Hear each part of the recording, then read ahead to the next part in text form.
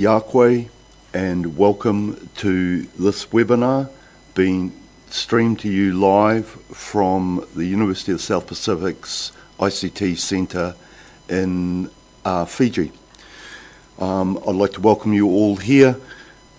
We have a number of presentations which we're about to run with question time from our panel in between them.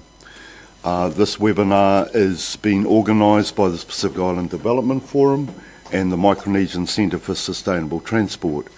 The reason we've put this webinar together is because next week Pacific transport leaders will be meeting in Suva for the Pacific Island Transport Forum.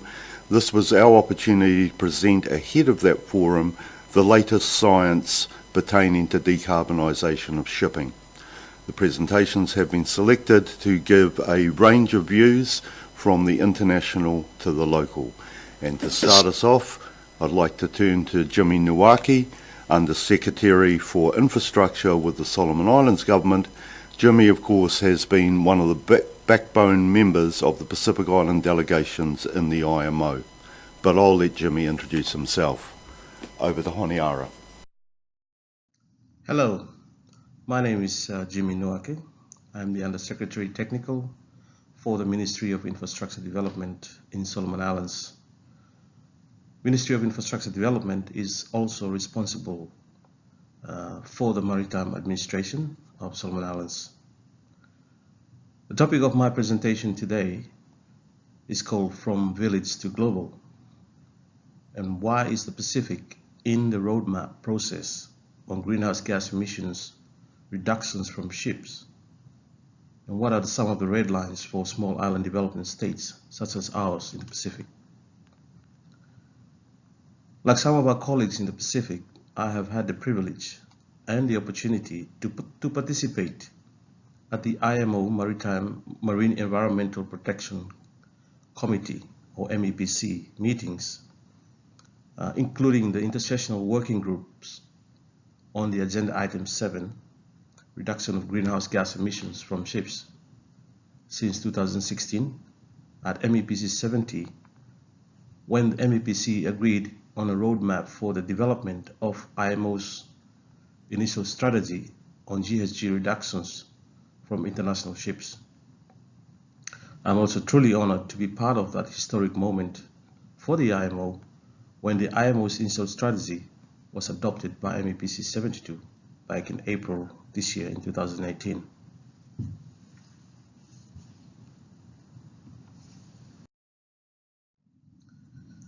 We in the Pacific should be very proud of our achievements at the IMO on the issue of greenhouse gas emissions reductions from ships. We have been quite instrumental in ensuring that the IMO adopts an initial strategy on greenhouse gas reductions from ships. I would like to thank our colleagues from the Marshall Islands, Tuvalu, Kiribati, Fiji, and others in the Pacific that have joined forces with us to ensure that an initial strategy was adopted by the IMO.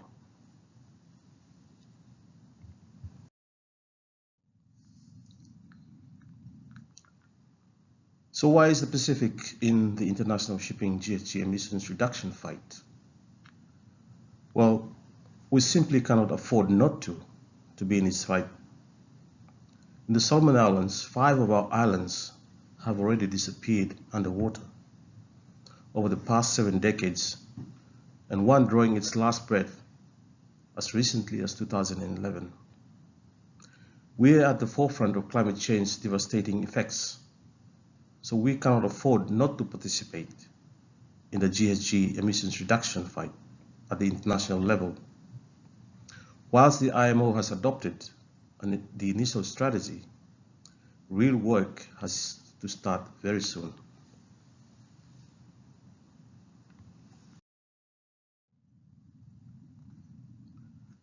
According to studies done by some Australian scientists, in the past 20 years, sea levels in Solomon Islands have risen 7 millimeters to 10 millimeters annually. Now, this is 3 times the global average.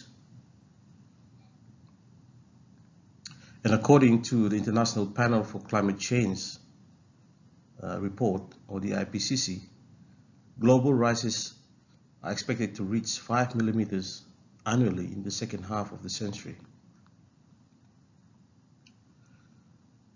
And for some island countries like Kiribati and Tuvalu, they are forecasted to be among the first on the planet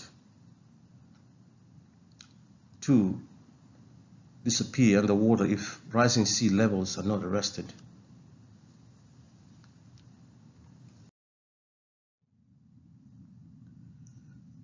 Also, decades of storm data also show that tropical cyclones in the Pacific are getting more and more intense as ocean temperatures rises according to various scientific climate reports. And it is not just severity of cyclones that are already affecting us, but also seawater contaminating our freshwater, heat waves, storm surges, droughts.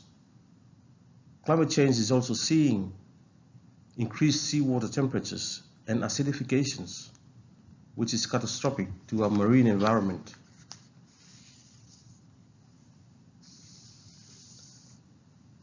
And ecosystems such as our fisheries and coral reefs, on which our island populations are so dependent upon. Our leaders have urged us to do all we can to tackle emissions from all sectors and urgently to keep global temperatures increases to no more than 1.5 degrees for our very survival.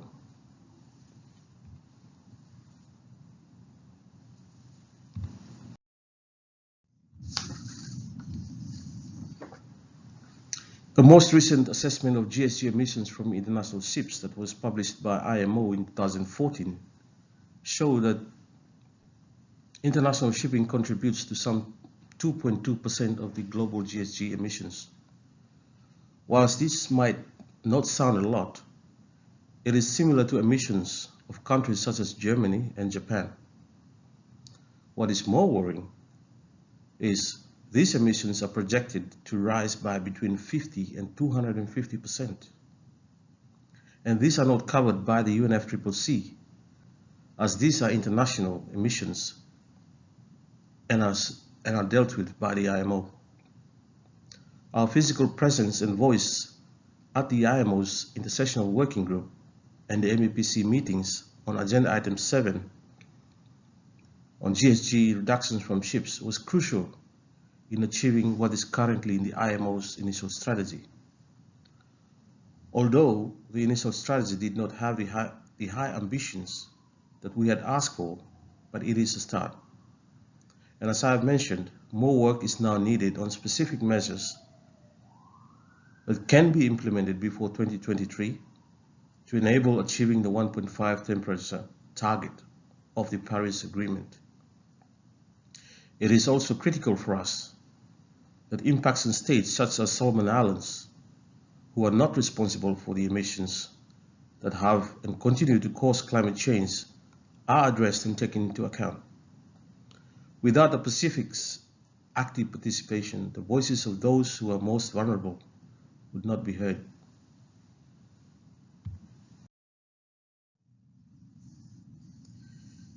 During the Sessional Working Group 4 meeting last month, Solomon Islands and Belgium did a presentation on the IPCC report.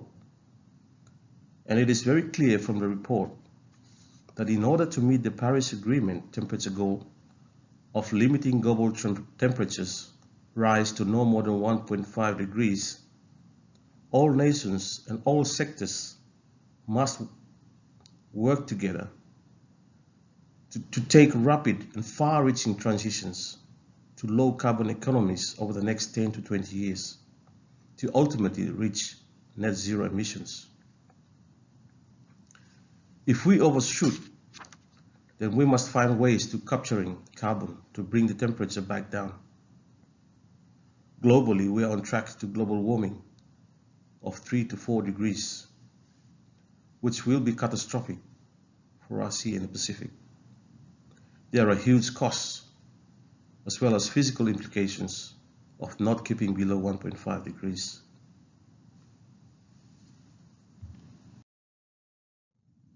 So what are the progress and challenges so far?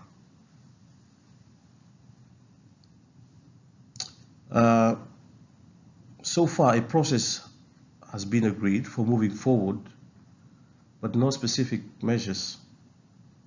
And the IMO has also invited IMO members to submit proposals to MEPC 74 on how impact assessment might be done.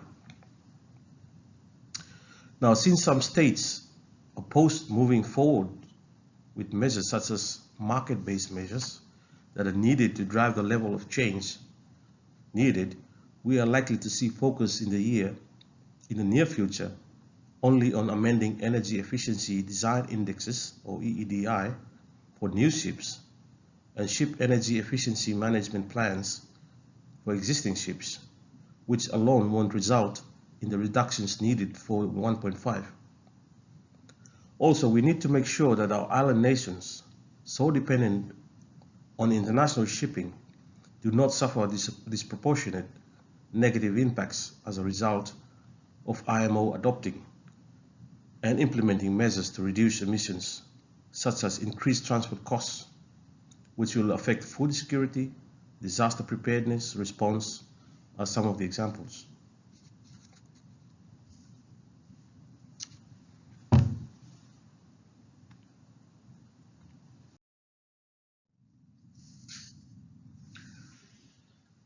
Impacts on states. Now, baselines for Pacific Island countries will require significant effort urgently if impacts on Pacific seas are to be adequately assessed and addressed. If procedures and details on what impact assessments include on who, how, what isn't resolved before MEPC 74, then this will delay submissions of proposals for specific measures, as we have agreed that measures need to consider impacts on states, particularly for SIDS and LDCs, in parallel. We also need to make sure that impact assessments consider how impacts will be addressed, whether they can be avoided or mitigated, for example, which basically means Pacific aren't going to be able to submit proposals for measures alone. We will need to be a co-sponsor. We have raised this point repeatedly during the Intersessional Working Group 4 and the MEPC 73 on the need for the capacity development for baseline research, as well as participating in impact assessment and proposal submissions. Cook Islands have also repeatedly made this point, that the IMO's technical assistance budget is already highly constrained, and there are no more funding for such additional support, so IMO will have to find additional funds for this. Now, knowing that we cannot make possible proposals for measures alone, given the work likely to be involved, Pacific Islands will need to persuade other better resourced members such as the UK, France, New Zealand, even Germany, to lodge proposals for measures we want to be progressed, such as market-based measures. Lack of capacity means inability to actively participate without support. Our participation in the process is going to need our government's priority, resources,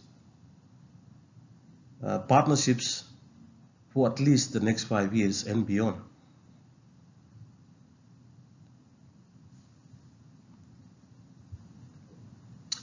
So how do we make sure that there are funding to pay compensation, given progressing market-based measures isn't going to happen fast enough?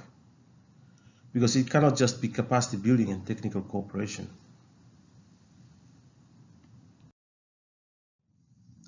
And just to sum up on my presentation, there is still a lot of work to be done. So we must continue this fight to make sure that our voices are continued to be heard, since we are at the forefront of climate change effects. We are a diverse maritime region with thousands of islands and languages, But all of these could be lost if the world does not do anything now to decarbonize and reduce greenhouse gas emissions as soon as possible. And international shipping is a key emitting sector that is outside of UNFCCC nationally determined contributions. The Pacific Islands more than any other have the right to speak out at the IMO. Others are concerned about preserving and protecting their exports and trade, but it is the survival of our peoples and our cultures that are at stake here on the shores in the Pacific. Thank you, Thomas.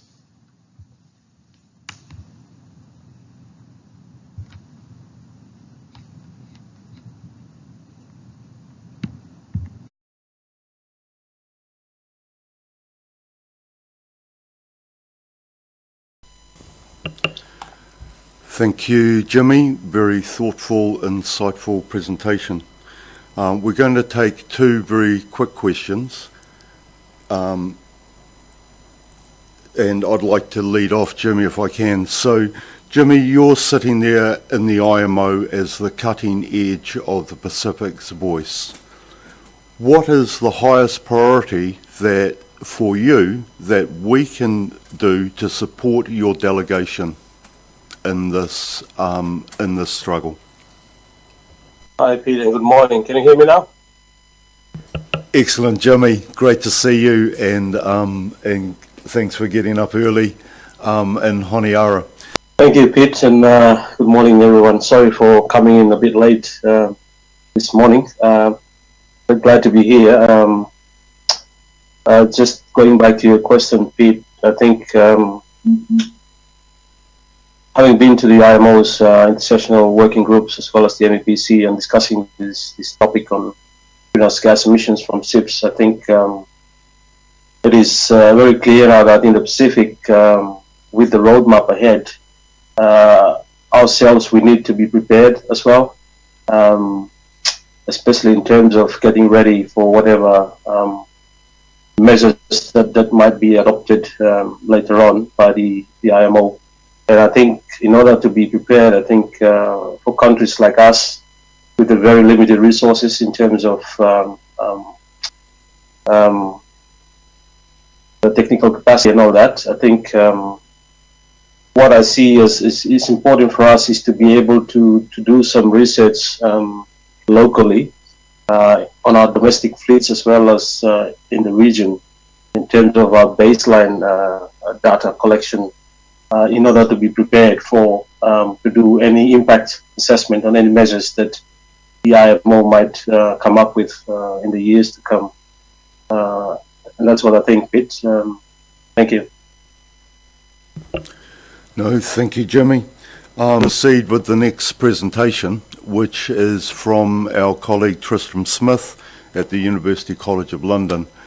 Dr. Smith leads a research team at the University College London with a long history of support for Pacific delegations in the IMO and actively working with us in our programming here in the Pacific. Dr. Smith. From global to the village, what does the IMO roadmap mean for the Paris Agreement and what are the impacts on the Pacific? My name is Dr. Tristan Smith. I'm a reader and a researcher at University College London and a director at UMass, University Marine Advisory Services. The IMO's initial strategy was adopted in April 2018, earlier this year, and embodied a number of objectives which we can use to guide whether or not the IMO is currently contributing to a 1.5 degree pathway and what scope there is for it to do so. The graph that you can see on this slide has time on the x-axis against CO2 emissions on the y-axis. The dotted line is the emissions trajectory that most expected shipping emissions to following implementation of no further policy. But in April this year, there was an agreement to adopt some objectives that enshrined both an intensity reduction in 2030 and an absolute reduction in 2050. And those were not precisely defined. They were left to be between a lower bound, which is shown here with the purple line, representing a 50% absolute reduction in 2015 and an upper bound 100% reduction in 2050. And that's why we've represented both of those potential future scenarios here, with the arrow pointing to the intended and stated ambition to reduce even faster if it becomes possible. The lower of those two lines is close to a proportionate response by shipping to the 1.5 degrees objectives. So if we take the Paris Agreement's framing of 1.5 and look at what would have to be done across the whole economy in order to achieve that temperature goal, stabilisation at no greater than that level of emissions, if shipping followed the orange line on this graph, it would do a very good job of contributing proportionately to that objective, i.e. without increasing its share of emissions. If it follows the purple line, then it will increase its share of emissions on that 1.5 degree pathway, and it could increase them against a well below 2 pathway as well, depending on exactly how that has been interpreted. So that's the overall statement of what IMO intends to do. What does this look like in practice? Well, for a lot of the shipping industry, it's important to think in terms of carbon intensity. That's the amount of CO2 emitted per unit of transport supply. And the reason for that is that this is a more meaningful way of thinking about how the technology in the fleet will have to change. Unfortunately for shipping, in some ways, there's an expectation of growth in world trade. And that growth in world trade, in combination with the radical reductions in CO2 emissions, which we saw in the previous slide, mean that carbon intensity has to change very fast for there to be any hope of meeting a 1.5 degree objective. And this graph gives a few example pathways of just how fast things would need to change. In principle, we've got the same representation. We've got time on the x-axis out to 2050 and the percentage improvement in carbon intensity on the y-axis, so how much better relative to a 2008 carbon intensity the fleet needs to be at a given point in time. And this is a global average, so the average ship in the world, or the average fleet in the world, needs to be on this pathway. Some will be above it and some may be behind it. The different lines that you can see, except for the dark blue line, which represents a BAU scenario, the different lines that you can see, the red, green, purple and light blue, all represent 1.5 compatible trajectories in carbon intensity, showing improvements to about 100% carbon intensity at the latest by around 2040. And what that does is illustrate that there are different ways in which this objective can be achieved. If we are slow over the next 10 years in capturing carbon intensity improvements, like the turquoise line, then we have to undertake a very rapid carbon intensity reduction in 2030, almost overnight, in order to achieve a 1.5 pathway. If, on the other hand, we're much faster at implementing carbon intensity improvements over the next 10 years, that's before 2030, then we have the potential to have a more gradual transition into the latest part of the 2030s. That's the red line. And in essence, what we know from the engineering descriptions of ships is that for the majority of the savings, up to about 50% improvements, we can achieve those through the existing fuels technology, using a combination of slow steaming, increases in ship size, and an increased attention to efficiency, both in the design of the ships and in their operation. But to go much beyond that requires a transition to a use of a very different fuel mix, to use very low or zero carbon emissions fuels. And that's what is obviously apparent from about the early 2020s forwards, or in our extreme scenario, the turquoise line would need to be done overnight in 2030. The global fleet would have to switch from using fossil fuels to zero emission fuels in a very short period of time in that scenario. If we look at what's enshrined in the IMO's objectives, we can see those on this slide. They're the dotted lines, and they show that in 2030 the carbon intensity target is relatively low ambition, and in 2050 the absolute emission reduction target is clearly not sufficient for the 1.5 degree scenario. As I articulated, this means a rapid shift to wind assistance and zero-emission fuels, so renewable energy for propulsion. This is a graph showing what the fuel mix might look like under just a 2-degree objective, and we can compare that with a 1.5-degree objective in this slide. Both slides are simulations produced using our models. They have time on the x-axis, and then on the y-axis the energy share of different fuels, with dark blue being heavy fuel oil, light blue being diesel oil or distillate oils, turquoise being LNG, brown being hydrogen or synthetic fuels equivalent to hydrogen, and yellow being biofuels. And we have to undertake many assumptions. The key point in most of these is that a very rapid transition is required somewhere around the 2030s to a very significantly different fuel mix at the latest, and if possible earlier would make this a much easier transition. The price of renewable fuel is what drives the costs to the ship owner and the operator, and this is important when we're thinking about both policy measures but also impacts on the Pacific. And I've just got 2 examples that we've been using in many of our scenarios so far. If we just limit ourselves to thinking about hydrogen for a second, then if the electricity price is of the order of $60 per megawatt hour, which is low by today's standards, but not necessarily as cheap as some of the cheapest sources of renewable electricity are today. At those sorts of prices, a hydrogen price that you would have as a result of that level of electricity price is about $3,000 a tonne.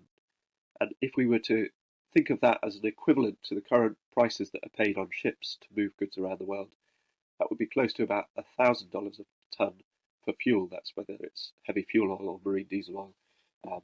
That would be our equivalent. So a significant increase over the $500 per tonne, maybe a slightly higher level, depending on exactly what fuel a ship is using today.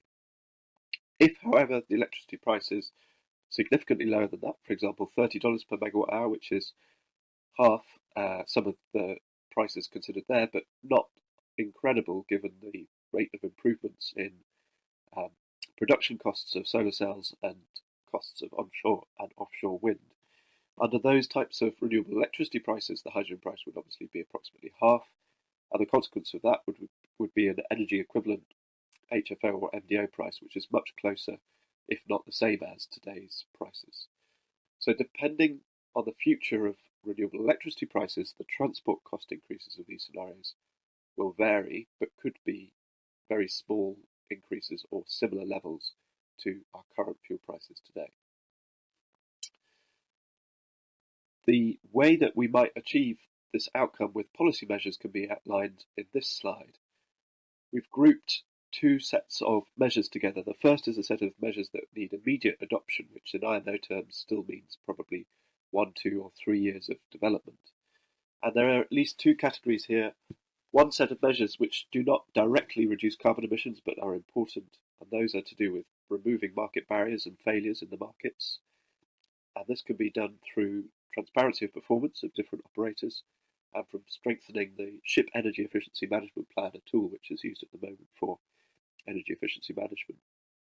But we think a more guaranteed reduction in carbon intensity would be brought about by something that is directly regulating operational carbon intensity. And that would either need to be a carbon intensity standard applied to the existing fleet, or could indeed also be a speed limit, such as is applied to all ships of a given size and type. The way that this might evolve in the future is to have the policy measures that would then be needed to enable the fuel switches that we've described on the earlier slides. That would mean needing to have some sort of carbon price or a non-market carbon price levy, or number 5, which is a mandatory operational standard, which essentially determines that carbon intensity targets going to 0 carbon emissions per tonne mile are set and driven and drive the uptake of zero emission fuels. So you could either use an economic instrument or a pure command and control instrument, or some combination of the 2.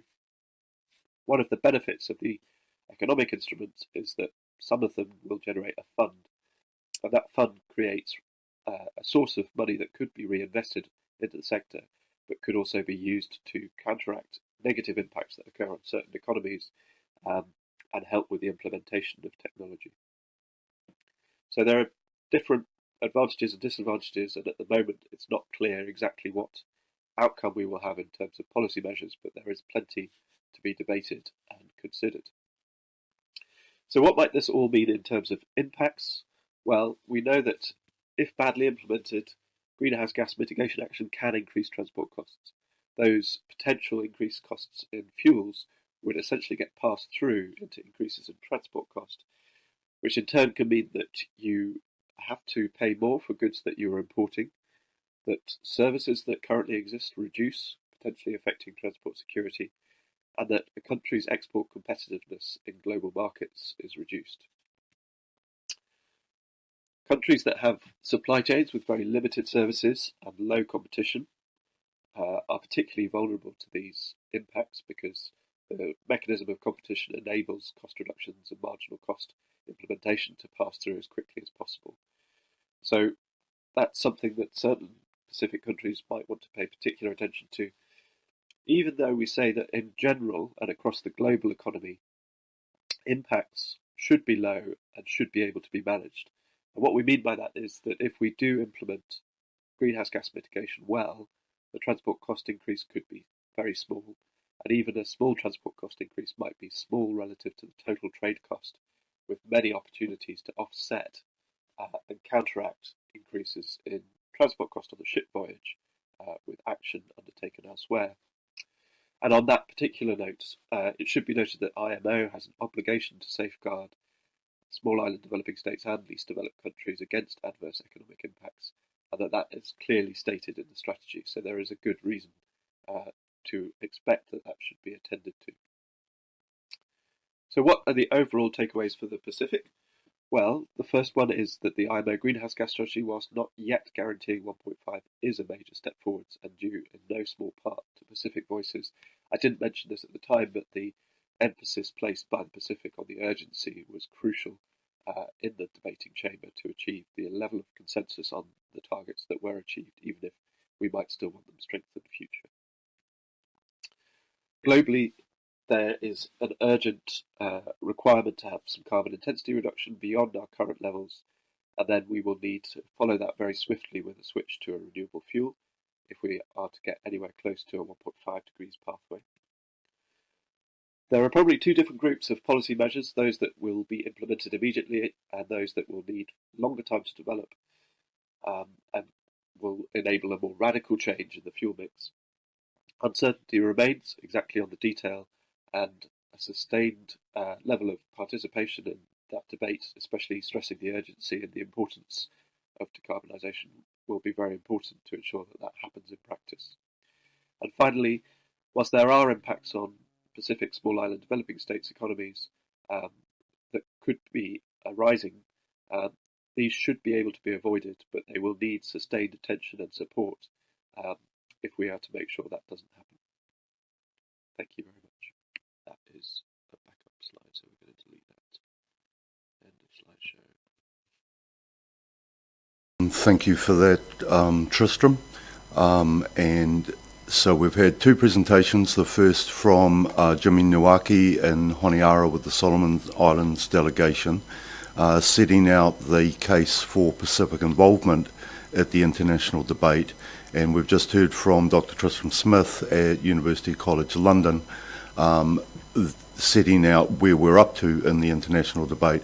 I'm going to pause the presentations here for a few minutes and take questions. Tristram? Good morning. Actually, this is Zula from SPC. Dr. Smith, I have a question with regards to the presentation. Anyway, very interesting. With regards to your projection, especially the graphs that you have developed for the international shipping and also for the percentage carbon intensity of the world shipping, I was just wondering actually how that graph look for the Pacific region and how exactly that model will be applicable or applied to the Pacific region. With regards to one of your presentation, you mentioned that the European countries, they have a cost of around $600 per megawatt is the cost of the electricity. However, in Fiji, we have got a cost of kilowatt hour at around 33 cents Fijian dollars. That's approximately 16 US dollars kilowatt hour. Just wondering, in case if we actually use these variables in your model, how exactly will that graph look? Or it would be, is it possible to model for the Pacific region with what you have done for the world fleet? Yes, thank you for the question, and good morning everybody, and thanks for the opportunity to be part of this event. So the first thing I would say is the graphs that show the carbon intensity trends are average graphs, and there is no expectation or obligation that any region needs to be above or below that curve. So it would be understandable if countries with less resource moved slower and the countries with more resource and more capability moved faster. That would be a fairly consistent application in my mind of some of the UNFCCC principles to the fleets that are operating, to the extent that those fleets could be defined as operating within a certain geography and not just globally travelling around the world. So whilst I think you could move slower, I think in practice it may be the case that you want to move at a similar speed, partly because you are in a situation where you have an enormous potential to lead and set a vision for the global community. And I know that the Republic of the Marshall Islands has already started to do this by setting its targets for a very significant CO2 reduction from transport. And that can really inspire economies that have got no excuses at all not to do the same level of emission reduction. So where it is possible, and that doesn't mean necessarily that that should be within your own financing, that's the role of climate finance in my mind. I think very ambitious objectives should be set, but I think at the same time, if the Pacific fleet were to operate at a lower rate of change, that wouldn't have a significant impact on the overall average if those who should be pulling their weight are pulling their weight. I hope does that answer your first question? Yeah. Thank you. And then the second one was about electricity prices. So to clarify, I don't think it's the case that Europe has $60 per megawatt hour at the moment. In many European countries, it's actually higher than that at the moment. Those were two illustrative examples to show how electricity prices might relate to hydrogen price in future scenarios. And those prices are dependent on a very significant uptake of renewable electricity in economies, and they're reliant on the fact that the cost reductions of those renewable technologies continue to occur. So to give you some examples, in many countries near the equator at the moment, new solar is being commissioned with production prices of the order of $20 per megawatt hour, so significantly lower than $60 per megawatt hour. Clearly, the problem with that solar electricity is that it's variable, it can't be stored, it needs to be connected into the grid. And when you add all of those extra infrastructure costs and the cost of storage, that's when the wholesale prices might get close to $60. What I was trying to do, and I'm glad you've asked the question because I really was a bit nervous about this point in the presentation, it's not necessarily the case that every economy needs to make its own hydrogen. If you have a grid, for a future fleet that's powered by hydrogen, if you have a grid that is able to have the excess capacity to produce a synthetic fuel, that's excellent news. But if not, then these are essentially fuels which could be produced somewhere else and then moved to markets in the Pacific. And I don't know the answer as to whether it's better to make your own or whether it's better to import it, but with the electricity prices you described, and clearly if those are sources of electricity which have not yet been decarbonised, that becomes quite challenging. So there's a difficult question about indigenous supply and import, but there are there's a lot of work being done at the moment about the many potential advantages of integrating renewable fuel production into grids with high amounts of renewable electricity penetration, because they help to manage the variability in supply and demand. So depending on how that evolves and whether that can be made cheap and appropriately transferred so that it's available to all, that may be something that happens in the future. So please, I wasn't trying to imply that that would be everyone's electricity price, but just provide some examples of how we might see prices evolve in the future. But it's dependent on a lot, particularly for Pacific deployment.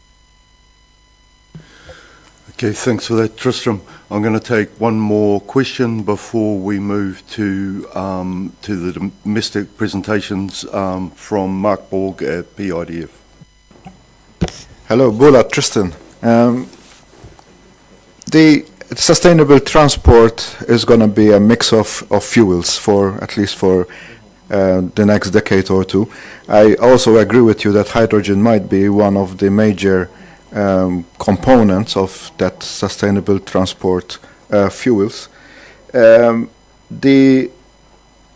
Just asking, have you calculated how much hydrogen fuel we need to produce on a global scale, considering the current shipping, how much we would need in the Pacific? Considering that in the Pacific, actually, we have some potential geothermal sources. And obviously, Iceland is one of the biggest hydrogen producers using its geothermal, which comes completely renewable and very cheaply. Geothermal energy is one of the cheapest energies to produce. It's even cheaper than all the other conventional fuels that we have ever had. So the potential, for example, for Vanuatu, which is highly volcanic country here in the Pacific, to produce hydrogen for all of the Pacific is there, if we invest wisely in it. So I'm just wondering, what kind of volumes are we looking at in terms of producing for ourselves in the Pacific, and maybe even to contribute to the global economy? Thanks. I think it's very interesting that it is a bit like oil and gas in a way in some of the studies that we've been looking at, in that there can be niches geographically where very low cost production can make sense. You obviously need the cheap renewable electricity, and that needs to be very green. Geothermal would be, as you say, but you also do need the supply of water as well, because it's the electrolysis of water that enables this. I mean, globally, I did see a figure on this. I did read a figure on this yesterday, so I should have it in the front of my head.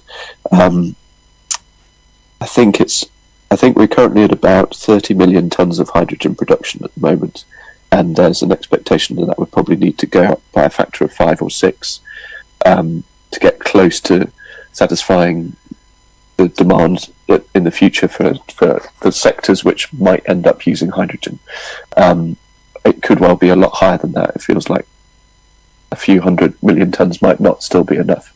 It might need to be at the upper end of that. So I'll double check that and send Peter the source so that he can pass it on to you.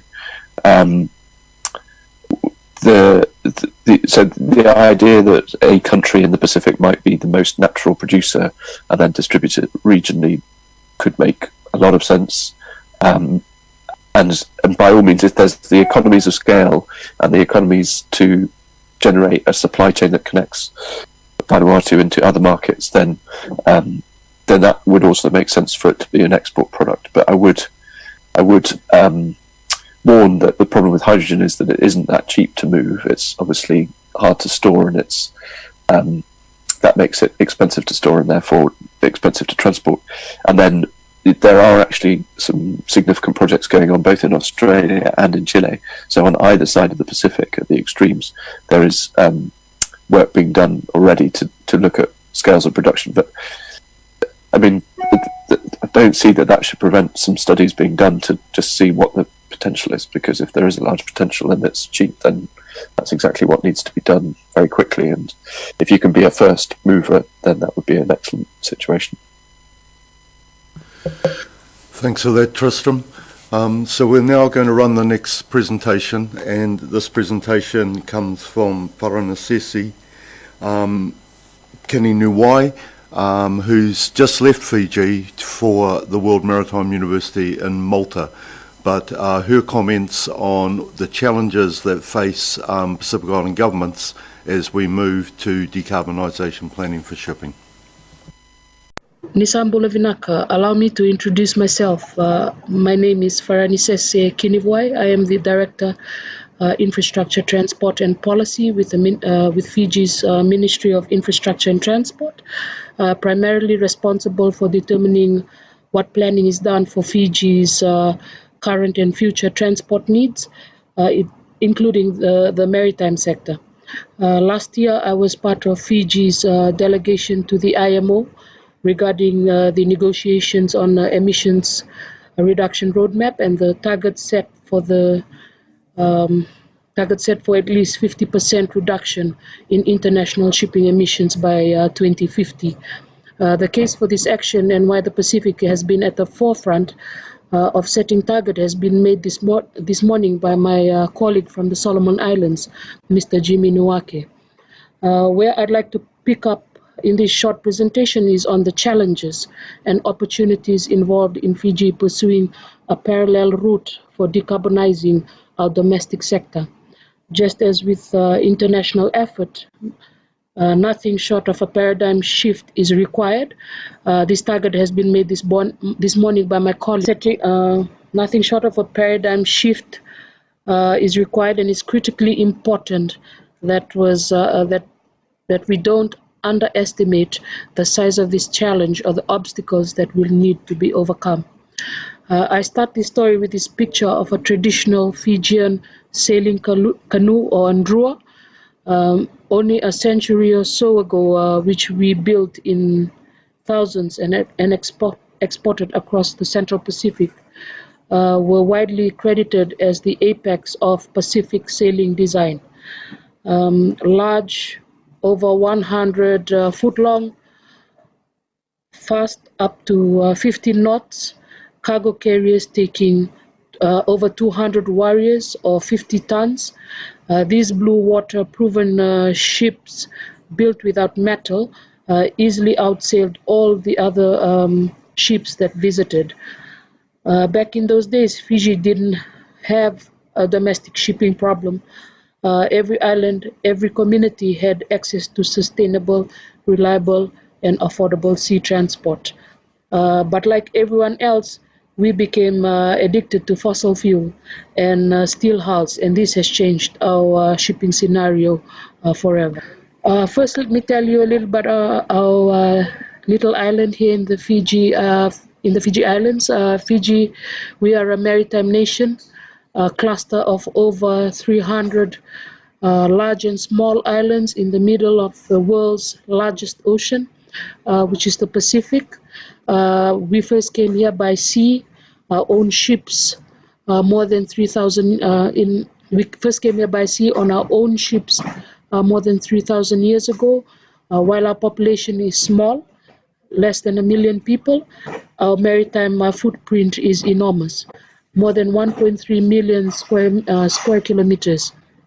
Our communities are separated by a blue water ocean passage of up to 500 kilometers, and we live in the middle of the Pacific's cyclone belt. Shipping is our lifeline.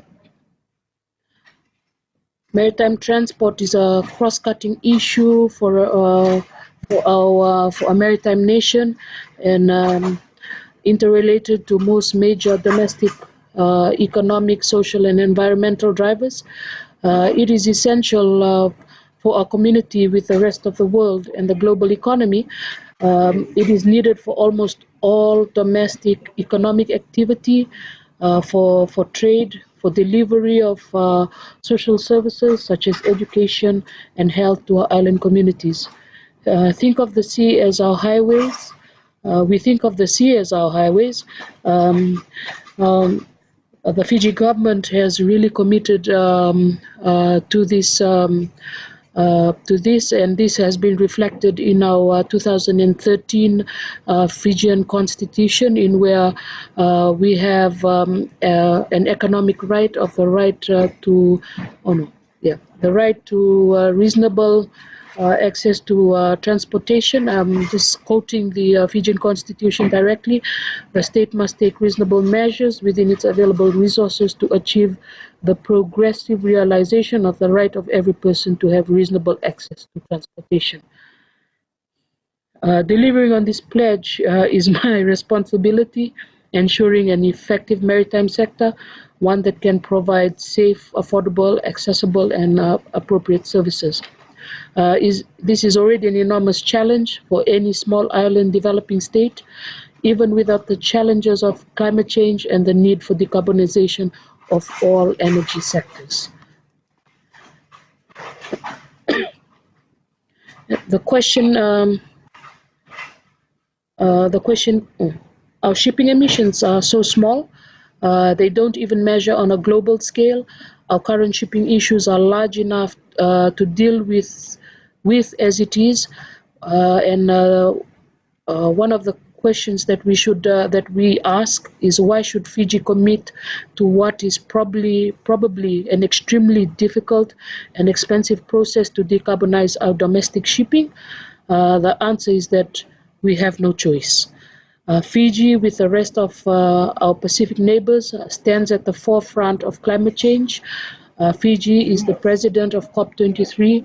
Our leaders are consistently called for have consistently called for a no more than 1.5 degree warming increase.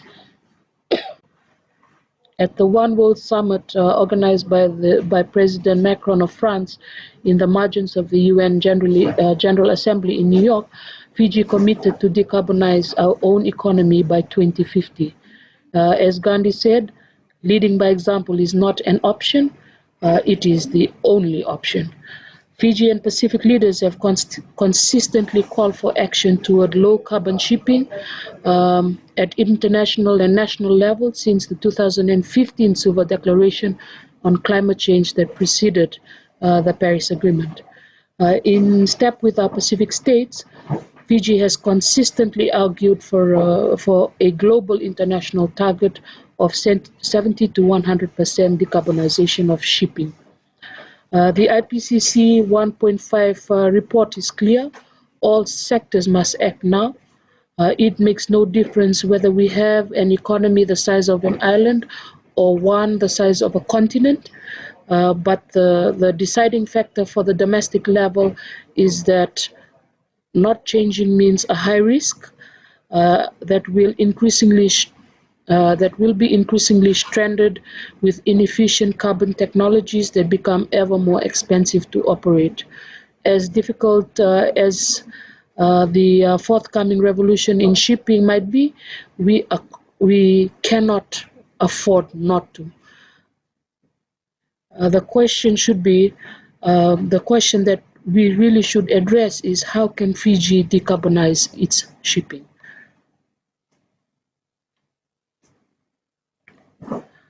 Since the challenges are bigger than others, a country of less than 1 million people, we thought winning gold in the Rugby Sevens at Rio was big. Decarbonizing Fiji's maritime sector will be the biggest challenge our sector has faced since the shift from sail to steam. Fiji is currently finalizing its low emissions development strategy, or LEDS. Currently, we estimate our maritime emissions to be around 170 kilotons of CO2 and rising. If this trend continues unchanged, we project our emissions in 2050 to be north of 600 kilotons. For a deep decarbonization pathway, we need to pick this as soon as possible and then reverse the trend rapidly. It's certainly a big challenge on any scale.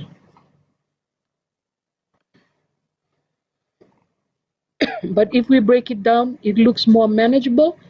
Almost all of our emissions come from two sources: petrol and diesel engine combustion.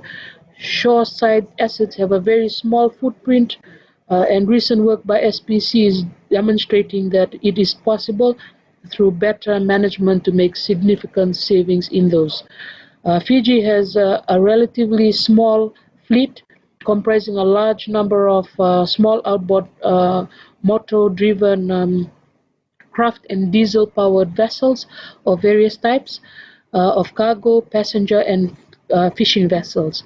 There are few ships over 5,000 tons. By global scales, these are not large assets. In a stepped process, we can tackle the small boat emissions by shifting from two-stroke to four-stroke, and then electric and fuel cell models as they become ever more readily and affordably available on the global market. Larger vessels will take more ambitious measures, but there is increasing new technologies and options becoming available. If it will all come down to whether our government can create the right enabling environment and sufficient and appropriate financing can be made available to the sector. It is possible for us to do, but just because it is possible doesn't make it easy. It is essential that we don't underestimate the work that will be needed, and that we don't underestimate the additional resources that will need to be found, financial and human. Remember, while undertaking this transition, we must still provide for the needs of our citizens, and accessibility is one that is priority to our citizens. Our shipping costs are already some of the highest in the world. At the domestic level, there are usually only marginal returns on investment, and existing major financing and issuance barriers for shipping companies. A major resourcing issue that must be addressed and sustained over a long period of time. For this, we will need the full support of our own domestic industry, our public, and our development partners. A paradigm shift is required, but a paradigm shift requires enormous investment in capacity development across the sector. We already face a fast-changing regulatory environment, which we struggle to keep step with. As government, we must provide both an enabling environment for change, but also a strong regulatory function to ensure the growing international standards for shipping are maintained. Decarbonization offers numerous challenges and also positive opportunities. It has not received the same priority in policy, research and financing as other energy subsectors.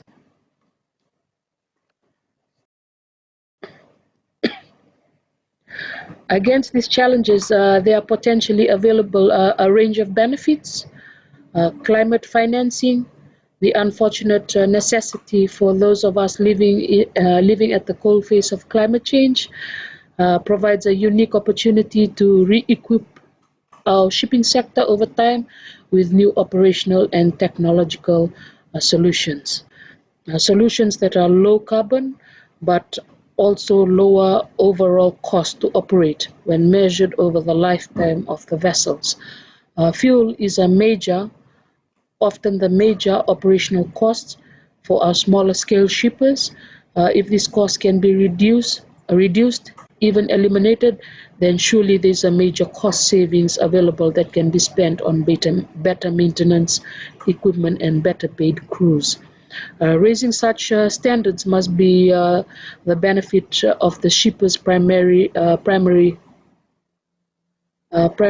customers, who are the communities of Fiji. If ships no longer need to be large to achieve the economies of scale necessary to pay for ever mounting fuel bills, if engines are more efficient and require less costs in maintenance, can these costs be passed to the consumer? Do they provide options where larger fleets of smaller vessels are cost viable?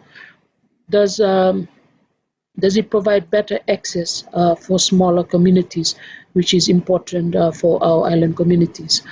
What are the economic employment opportunities in establishing new industries and low-carbon shipping technologies, especially when Fiji is the logical hub for technology transfer to other neighboring island states?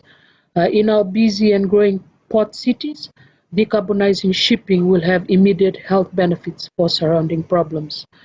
And if Fiji can demonstrate it is possible, does any other country have a reason not to follow suit? And these appear attractive opportunities for Fiji, but I end with a word of caution. We don't yet have enough hard evidence that ultimately the benefits of these opportunities outweigh the risks and cost of overcoming the challenges. The transition must be planned, budgeted, and accounted for. Full due diligence must be done, and the very real risks associated must be recognized and addressed. That is our responsibility as the government of the people of Fiji. Perhaps there should be a gold medal for shipping decarbonization.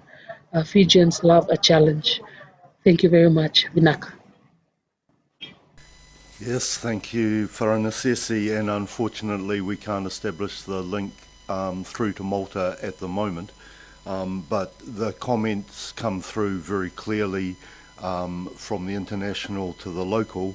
How is it that our small governments will manage the risk going forward? Everyone seems to agree that we need to decarbonise, but cost and risk must be addressed in order to do this.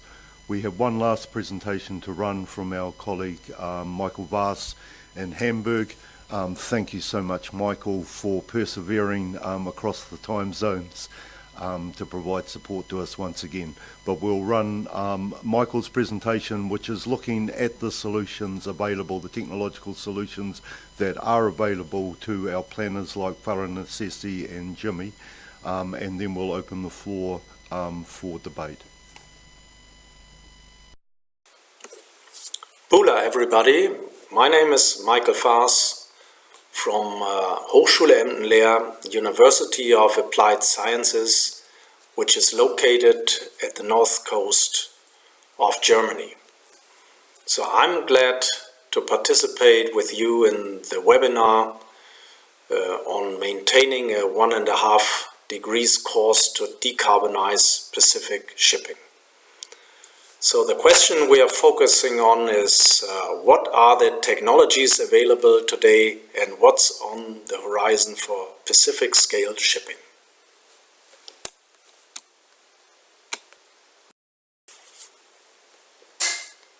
Let's start with an overview. What are the low carbon options available today? First, more in general. Later on, we will have a specific look at the Pacific Ocean region. So there are three different main categories. First, let's have a look at the ship design. So what makes ship design more energy efficient? First of all, speed down. By putting the speed down, we can save a whole amount of energy. At the same time, we need to keep up the transport capacity. That means we would have to put up the capacity for the speed compensation. After all, we need high efficiency of the ship's hull and all systems. Second category, use of low carbon and clean energy. So we need to change over to low carbon fuels and finally to direct renewable energy like wind and solar. Third category, smart ship operation systems. This includes specifically our human resources and information technology systems. So we want a system of continuous improvement of all processes. That means checking and measuring, analyzing, improving all processes, with the support of IT systems and of course a lot of training for the crews.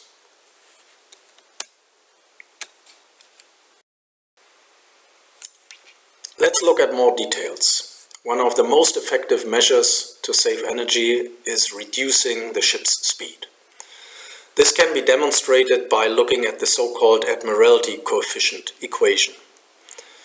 This demonstrates that the power demand of a ship will rise with a third power of the speed. That means doubling the speed of a ship demands 8 times more power.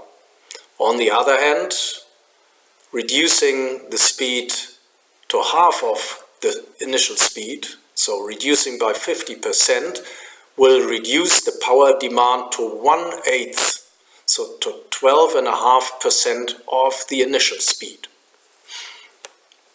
Of course, we are losing transport capacity.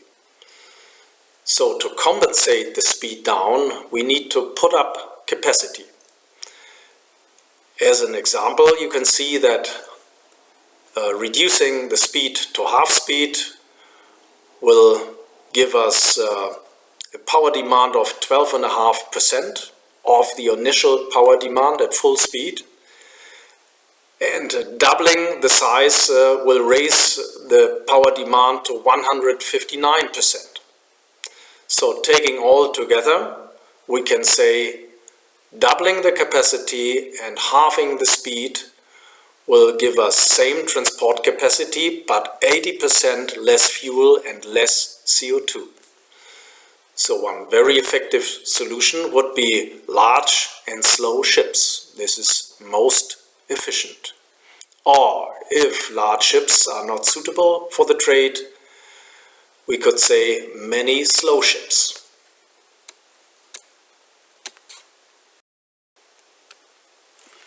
Beyond changing the speed and the capacity of a ship, there are of course a multiple of different options to install technical systems, technical support systems, to use wind power, to use solar power, to use special paints to reduce frictional resistance, to use advanced rudder and propeller design. So there is a big market, and we can say that the most challenging part in this is that we need detailed and transparent information for decision making. Now we will have a look at the fuels. We need low carbon fuels.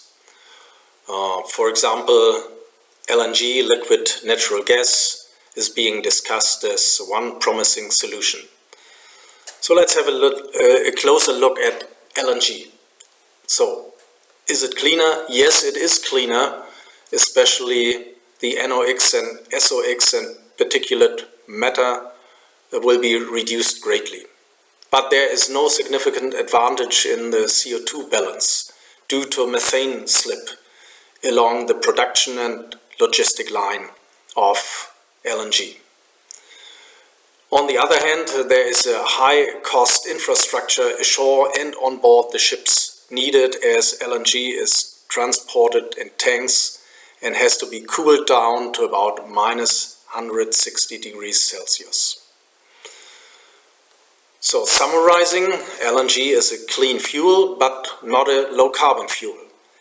And it seems not to be suitable for the wide Pacific Ocean region with low-volume transport, as the infrastructure is very complex and cost-intensive. Perhaps there are other solutions for low-carbon fuels. Oftenly discussed and promising seems to be the use of biofuels from coconut oil. There are some questions arising. So, coconuts are available at many remote regions, but the question is it enough? There will be a local market which is positive. Production and logistics have to be developed. The economic feasibility is certainly dependent on fossil fuel prices. If fossil fuels remain cheap, it will be difficult to introduce coconut biofuels to the market.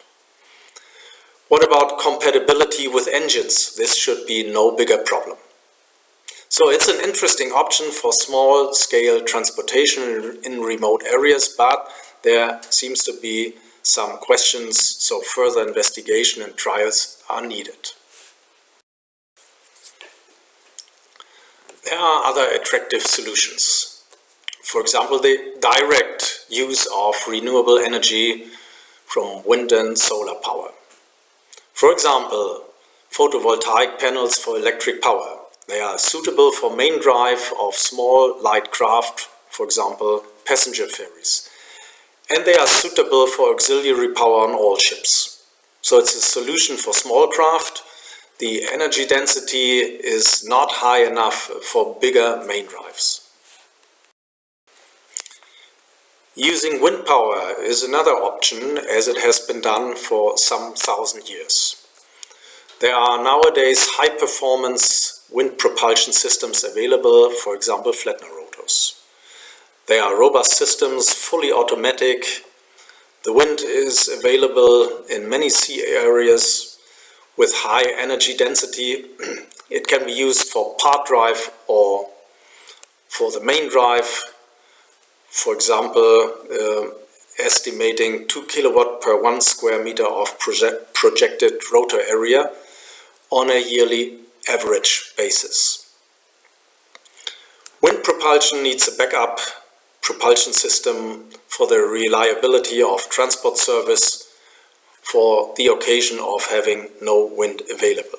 Summarizing, Flettner rotors are a very effective wind propulsion system, proven technology and suitable for low-cost series production, even locally on a longer term. Finally, let's have a look at the most precious resources we have in shipping, the human resources. With the help of management tools and IT support systems, we can form smart ship operation systems. For example, energy efficiency management on board and ashore, condition monitoring and continuous maintenance, voyage optimization, training programs, incentives for the crew. So there are very many options, and we can summarize that these resources are always available and often underestimated. What's on the horizon for Pacific scale shipping? So in general, meet the special requirements. That means cargo capacity, ship dimensions, and speed must be as required. There should be special maintenance concepts suitable for remote areas, which means rather robust technology and repair-friendly technology is needed. Crew must be available to handle the ships and the technology, and that needs specific training. Of course, we need significant savings in fuel and emissions to reach the climate goal. Perhaps it could be wise to concentrate effort and investment by using a common technology base for the whole region. And of course, we need to use renewable energy, wind and solar, whenever possible. And remember, concerning ship speed, the ship should go slow as far as practicable. Let's have a look at some best practice examples. The sailing vessel Quai is a good example for combining ecology and economy. The ship is being operated from Hawaii and serving small South Pacific islands. Perhaps there could be a new, improved edition of sailing vessel. Another example for the use of renewable energy. The Marshall Islands Shipping Company is operating 4 ships of medium size as island supply vessels. They are carrying about 500 tons of cargo capacity. These ships could be enhanced by Flettner rotors, and savings would depend on the retrofit concept, could be up to 50%. This picture is illustrating the way from now, the starting position in the upper left corner, towards a zero-emission shipping world. So at the beginning we have the early movers who demonstrate that sailing is a future technology and can save a lot of energy and fuel. Midterm we will have the wind hybrid ships perhaps dominating the markets that combine modern sail technology with backup propulsion. And in the mid of the century, we will reach the zero emission shipping with wind and sun and future fuels which are carbon free.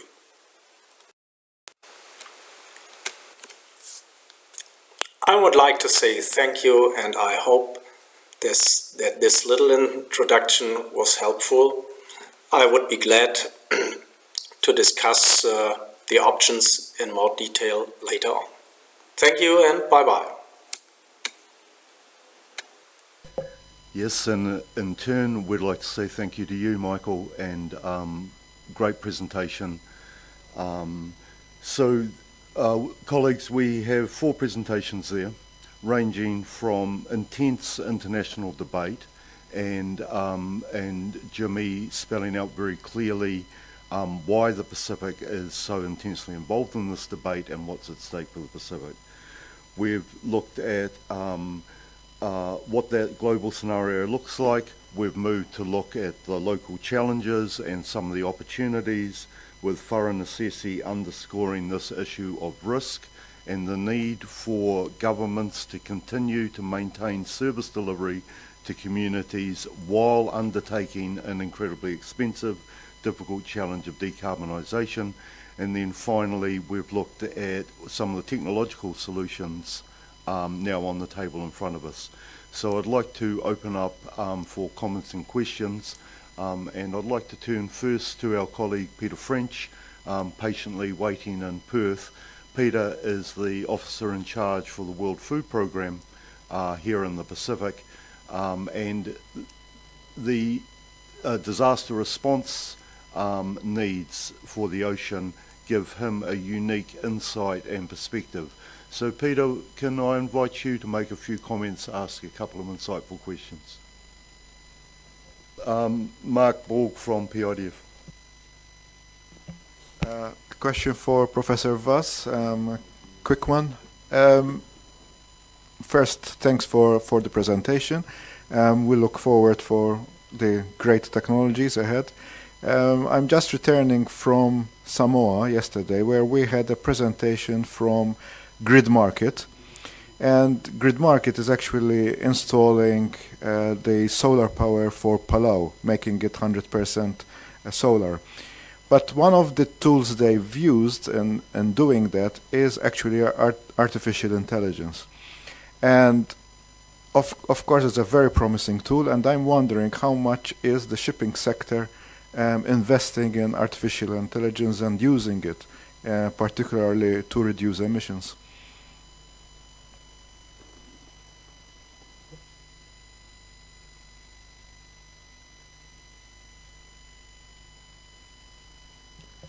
Michael, do you have a comment?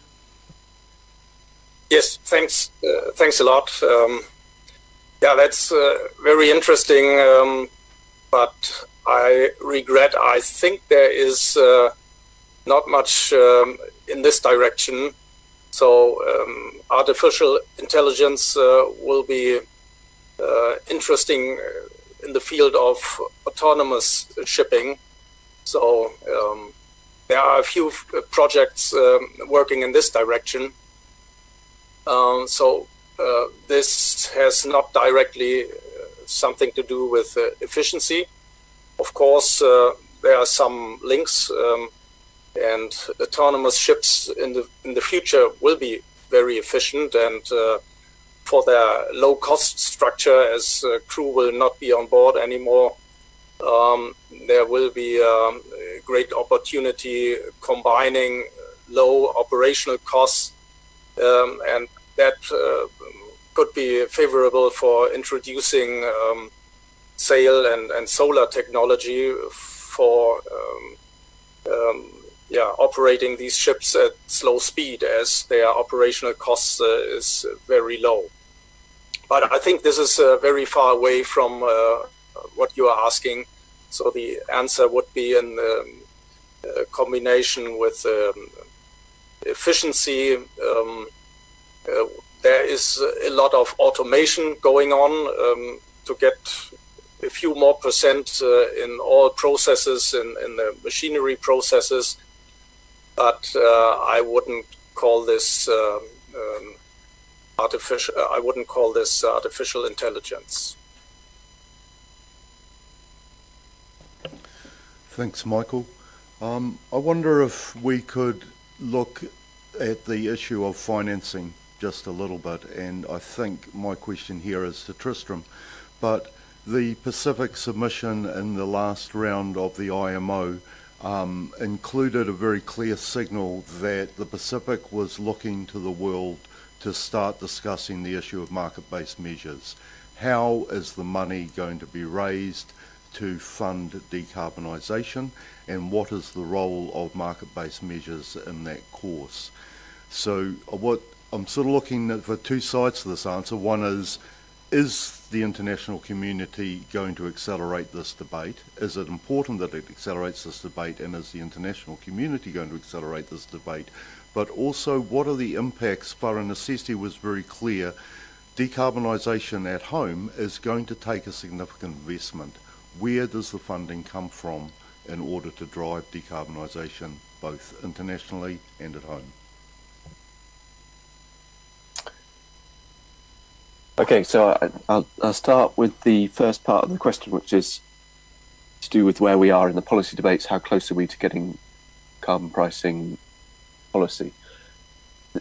The IMO came out in April with its high-level strategy, and this was the first meeting this October to try and discuss the measures. And we knew that many people thought that the most urgent types of measures needed to be the priority. That's the short-term measures that would be implemented almost immediately. Well, in IMO terms, that still means 2 years perhaps, and have an impact on the fleet in the next 5 to 10 years. So use existing technology and optimize efficiencies, with a sequence being that you would then move on to discussing carbon pricing or market-based measures, which are more intuitively associated with the shift to a very low carbon fuel.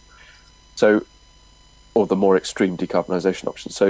So what has actually happened is that we have come out from that meeting in October at the IMO with an agreement to progress both discussions on the short-term measures, the immediate measures, and the market-based measures in parallel, which I think is a positive sign that we will try and progress those things. Nevertheless, there was yet another signal that there are many countries that still find the concept of market-based measures threatening. And maybe that's because they imply a more stringent level of greenhouse gas reduction, and people want more certainty about what the technology is, and that there won't be negative economic impacts arising from any potential for increased transport costs that are associated with that high level of stringency. So I don't know exactly what the timescale would be. If I was optimistic, I would say, we might be talking about implementation plans of a carbon price in the revised strategy, which is due in 2023, so in 4 or 5 years' time. But the date which the funds that would enable, so and the idea of everyone who buys a ton of fuel oil in the shipping industry paying some money that could become a central pot of money, and then that pot of money that could be tens or hundreds of billions of dollars being then used to enable the implementation of shipping's decarbonisation and help to address that point in Varanesi's presentation around the fact there are many countries that are going to need some financial support in order to make the investments. So there's a long sequence of events that need to get developed and put into place. Just in terms of the timescale, I would say that there's one very interesting concept which was raised and we've started to explore, and that's at the point when the IMO makes a very clear statement that it will be developing a fund, and everyone can be fairly confident that fund would exist. One would expect it could be possible for organisations, international organisations, to consider starting to flow the money into investment projects that would subsequently be classified. So development banks, as an example, might say, if we can see that the IMO will be coming in 2 or 3 years' time, but the fund hasn't started to raise the money and it's not ready for disbursement, we can sort of advance that to a certain extent, which could accelerate the timescale that I just outlined, which sounds more like the mid-2020s as a date for when that would come into force. To Varanesi's point, I do think that there is an urgent need, and I don't see why we can't start with some of the existing climate finance options to figure out how we can start to flow some of those climate financing arrangements into infrastructure developments that we need now, or we need to start thinking about and progressing now. And it seems to me that is just a matter of having enough people who know how to work out what you need to put into those applications for climate finance, how they work, and then the structure, the commercial structure, the corporate structure of the government, public-private partnerships that we need to evolve. And I personally don't know enough about that to say exactly what's needed. And it's to my frustration, and it's something that we are working to try and see if we can develop more knowledge on, which we would love to share and explore with the partners in this group as soon as we have anything we can do. Thanks for that, Tristram. Peter, do we have you? Can we just check if we can hear you or not? Hello, Pete. Can you hear me now? Oh, that's fantastic, Pete. I'll pass to you. Okay, thanks very much. Yeah, and to repeat what I was saying earlier, thanks all for those earlier presentations. It really did help to set the scene. As Pete mentioned, the World Food Programme has a strong involvement in shipping globally from a chartering base in Rome, in trying to have them more sensitized towards what we're attempting to do in the Pacific with the low carbon emissions. The feedback is that we need to influence the shipping community rather than the chartering community in attempting to do so. Tristan, your point about how to access GCF funds, how to influence it, how the UN can become involved in that is something that Pete and I and others are working at.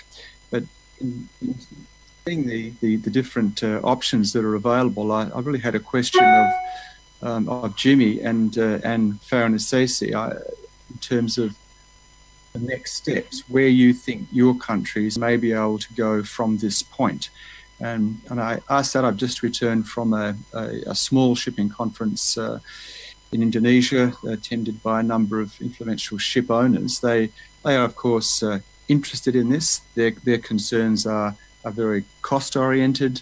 They're keen to be compliant, but are short of options beyond using lower sulfur fuels, according to IMO 2020, using scrubbers, which are costly, inefficient. So looking at how we may actually move forward, there are lots of options, and thank you, Michael, for presenting those so clearly. From the point of view of those countries who do have the ability to regulate your own shipping environments, and here we have Fiji. I know Farron Assisi is not online, so Jimmy, really pointing to you. Where would you see that your next steps will be in carrying this forward in the Solomons? Over. Okay, Jimmy, challenge laid.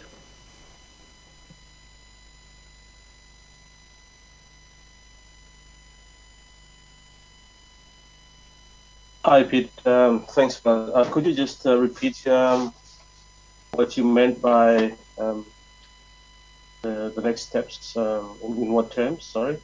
Yeah, in terms of being able to influence your ship owning community towards the low carbon emissions future, the powers that you have to do so domestically.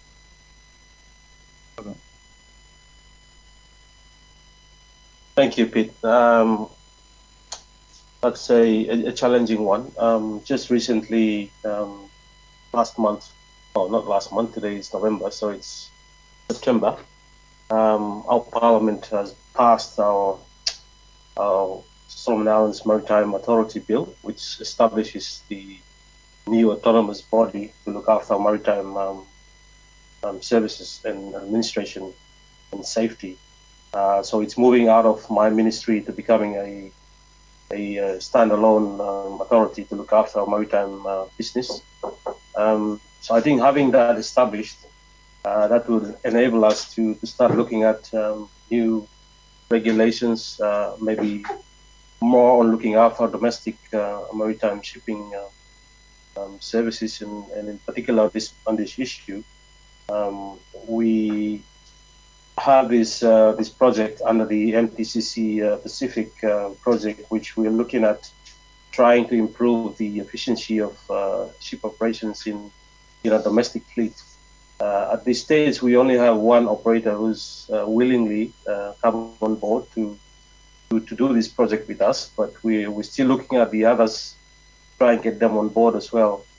But in terms of heading towards low carbon shipping, I think that would take a bit more work in terms of our local regulations.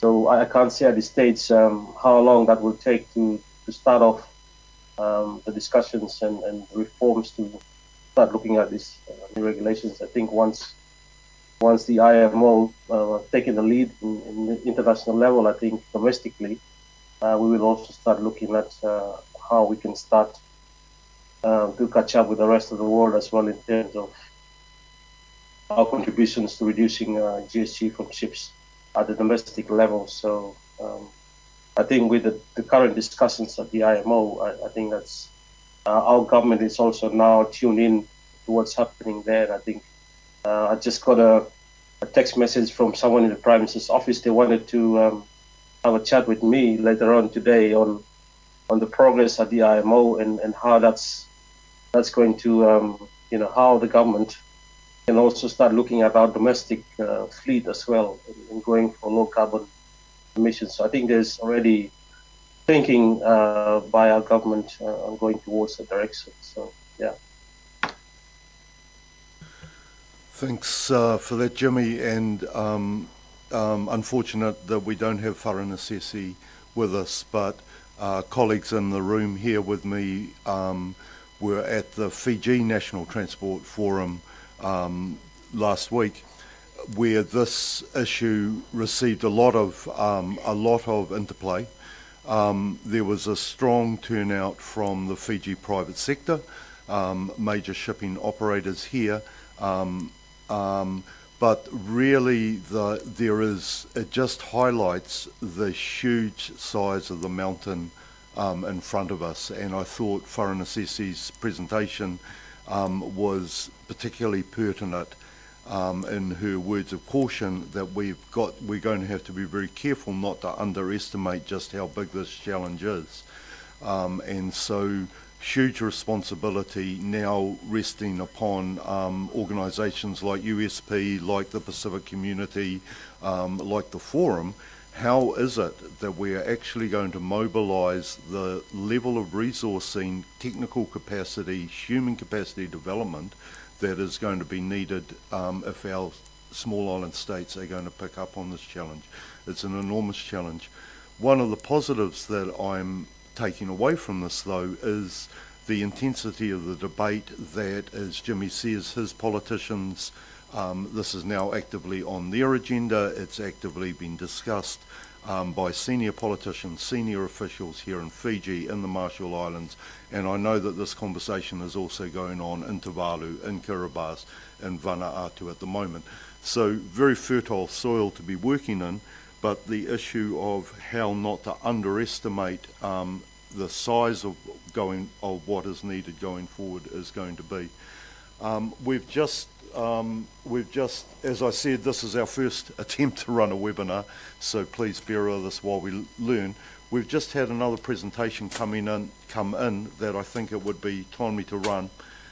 This presentation comes from Simon Bennett at Swire Shipping, and so useful to hear from the private industry what they think going forward. Swire, of course, one of our largest shipping companies, very, very well established, been here for a long period of time, and next week we will be signing an agreement with Swire Shipping, the first phase of a project to look to build a new generation ship.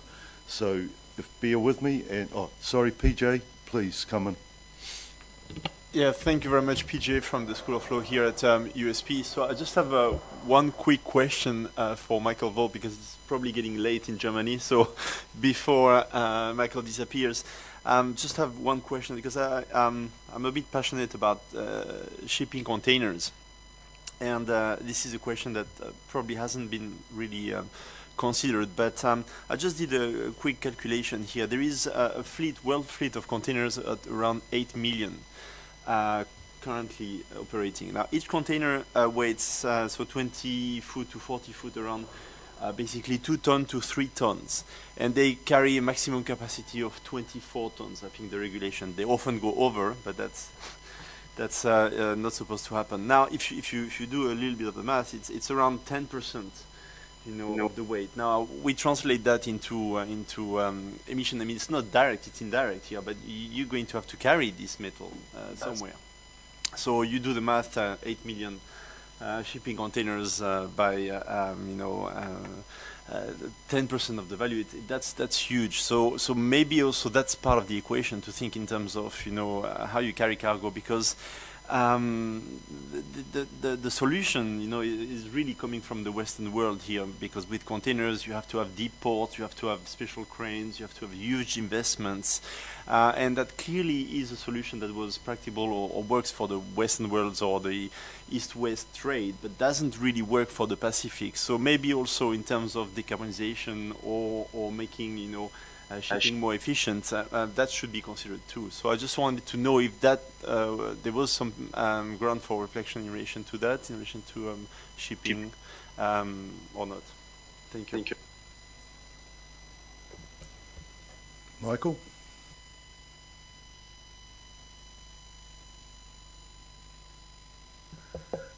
So I think that was a question for you, Michael. PJ's wondering, how do we tackle the efficiency of containers? Yeah, thank you very much. Very interesting. Well, first of all, the container has introduced a revolution in shipping, so it has been a great success. But you're right, there is a lot of weight and volume carried around. Wouldn't be really necessary, but I think the principle of unit load is a very good principle, as it raises efficiency in the whole transport chain. So looking at the Pacific Ocean region, you're probably right that in many areas the container is too big, and we would need some smaller kind of unit load, which should be then compatible to containers.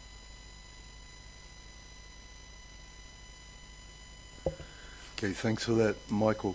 So we'll just run this short presentation from Simon Bennett in Swire and run round for some last comments following that.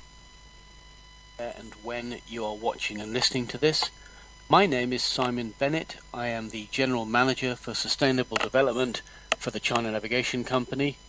I've worked for the group for 34 years, initially at sea, and for the last 25 years or so in the office, and the company itself is now over 145 years old.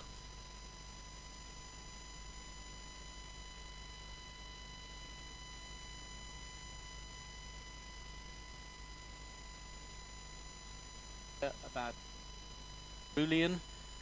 Cerulean is a color, it's blue-green, and so it's been named this way because we are helping or hoping to support the blue-green economy in the Pacific area. It's addressed to the Pacific Island countries and territories, and the intent is to show the financial viability, the technical and the operational feasibility of running a low-tech, low-carbon, low-cost inter-island freighter, a small one to support the currently unsupported smaller communities, islands, atolls in the generally in the South Pacific.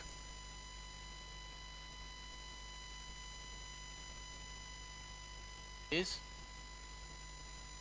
26 countries and territories in the Pacific. These are very much our key stakeholder areas. We have trade routes. We have a total of 14 trade routes, joining very nearly all of these with each other in one way or another.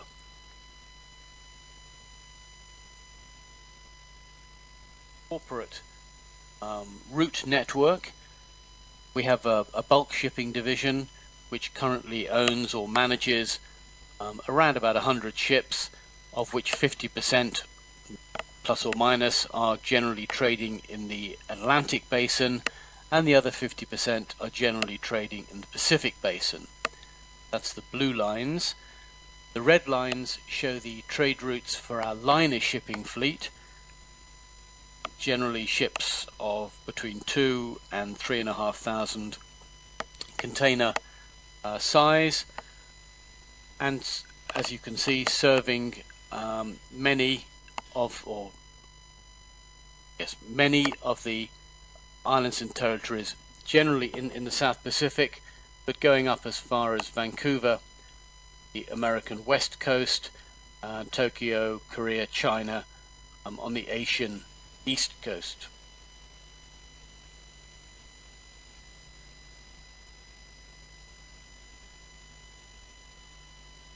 Sea transportation is the lifeline of the Pacific and has been for centuries, but a particular challenge for the communities here is to find long-term, sustainable and cost-viable solutions to link these territories so that people and cargoes can be moved around between them.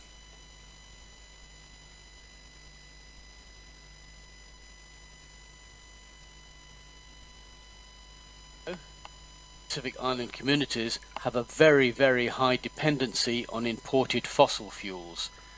The only places, the only countries which have a domestic supply of either oil or gas tends to be New Zealand, Australia and Indonesia. There's very little or none in the central South Pacific. But inversely to the rest of the world, a very high proportion, more than 70% of the fuel that's imported is used for transportation, including cars, buses, planes and shipping. So the Pacific Island countries are very much in the front line of climate change. It's important to reduce greenhouse gas emissions, to avoid the low-lying territories being swamped, and it's also important that low carbon and smaller shipping is shown to be viable to link these communities together whilst not using fossil fuels. So established a research program with the University of South Pacific, and in particular its Micronesia Centre for Sustainable Transport, looking hard, doing research to find or to show or to prove the viability of sustainable low carbon shipping solutions for the South Pacific area. There was a not-for-profit organization which developed a class approved design for a low cost, low carbon freighter, but as is the case with a lot of research and development, the design was pretty good at the time, but they were unable to bridge the chasm between research and practice.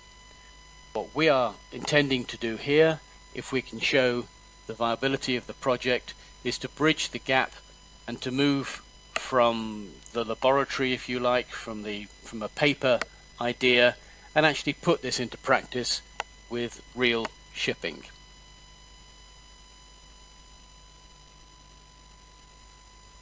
Made a presentation board a while ago, and the board's view was that this project is an exciting opportunity with benefits to both ourselves and to the key stakeholder communities that we serve.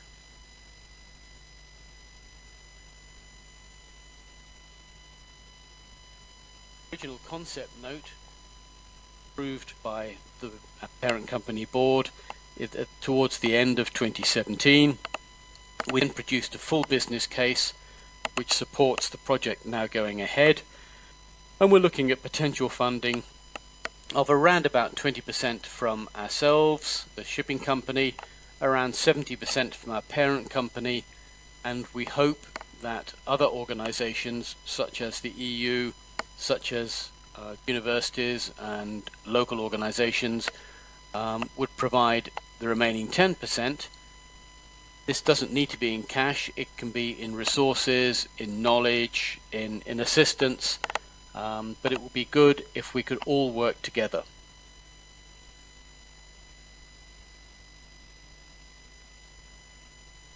The project has 2 phases. We are very keen not to invent the wheel and to produce a product, an end product which meets a very definite need.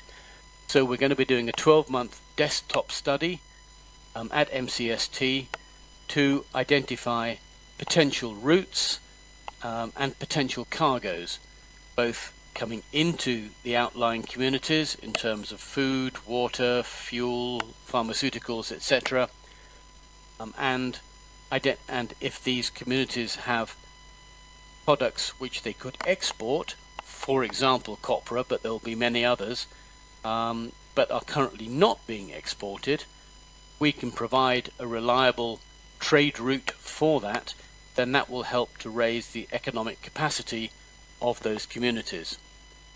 We're thinking in broad terms, but this is subject to the desktop study, of 3 20-foot containers, or around about 70 ton of cargo, possibly 12 passengers, and we envisage spending around about $250,000 on this desktop study. If the desktop study shows economic viability and technical and operational feasibility, we will then move to build the design we've produced to optimize these routes and cargoes. We are very keen to build the vessel in a shipyard somewhere in the Pacific Island countries area. We think it'll cost about $1.5 million to build it, and then we're going to operate it for 2 years to prove the concept. We are keen that the concept washes its face. We're not looking at this as a revenue line item. We're not looking to make packets of money out of it, but equally we don't want to be losing money. We believe that by the end of 2 years of operations of the pilot vessel, we'll be able to show that the vessel that we've produced is a viable solution.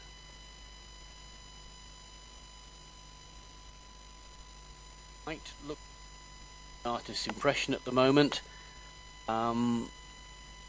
We admit openly that we borrowed part of the idea from Fijian Druas. You'll see that it's mainly a sailing vessel, although it obviously has solar panels.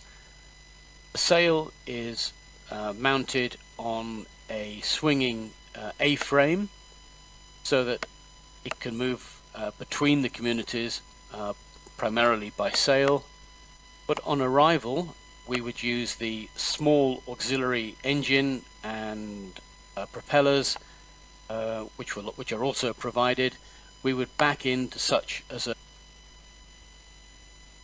gently shelving beach. There'll be a flap on the stern of the vessel which we can then put down onto the beach, and we can strike the sail, furl the sail. We would then use the A-frame as a swinging derrick to lift the containers from inside the ship onto the beach, and then reload the containers from the beach back into the ship again.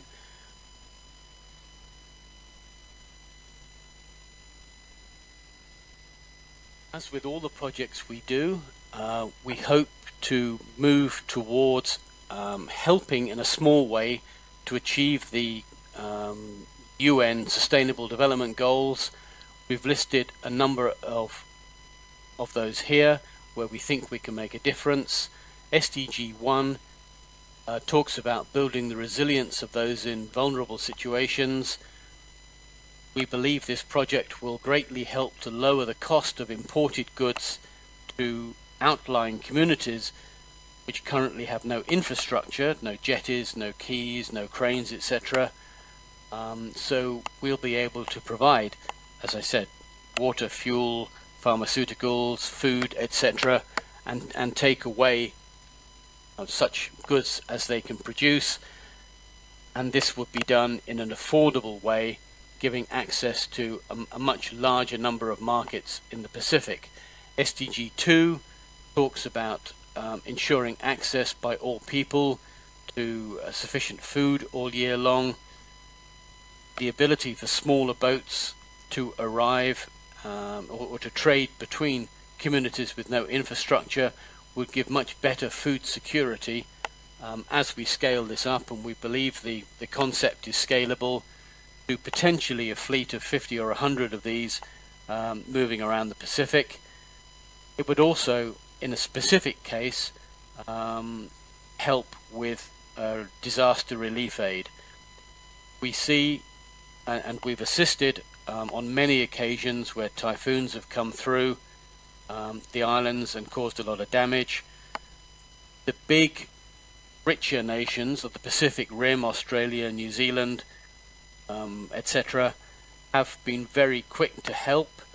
We have moved their cargoes free into the larger centres of communities such as Port Moresby, Suva, Affaire, etc. But then those the relief aid must then be transported to the outlying atolls where the people desperately need them, and that tends to take much longer than should be necessary. This fleet of small freighters would allow delivery of this relief aid much more efficiently and much more quickly over the last mile from where it's being staged to where it's actually needed. 7 again talks about safe, affordable, sustainable transport systems. This has been covered earlier. We believe this will give remote islands a much better, more sustainable transport system at lower cost, and SDG 13 on climate action would be served by our vessels being low tech, low carbon, able to service the remote islands. This would reduce, in a small way, reliance on imported fossil fuels, but it would also permit the transportation of goods which are required by a low carbon or zero carbon transportation network. As many of these projects, we strongly believe that we need to be a partner for the development for our communities. We can do a certain amount, and we need the assistance of the public organizations, governments, etc. We need to work together to get the results that we need.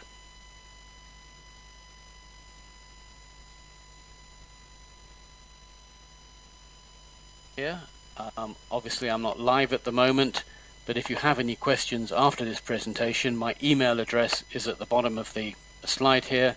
Please don't hesitate to contact me, and I'll be happy to come back to you with such answers as I can. So, colleagues, Simon, of course, will be here for the end of the Transport Forum. He's a panelist next Saturday at the Transport Forum here in Suva.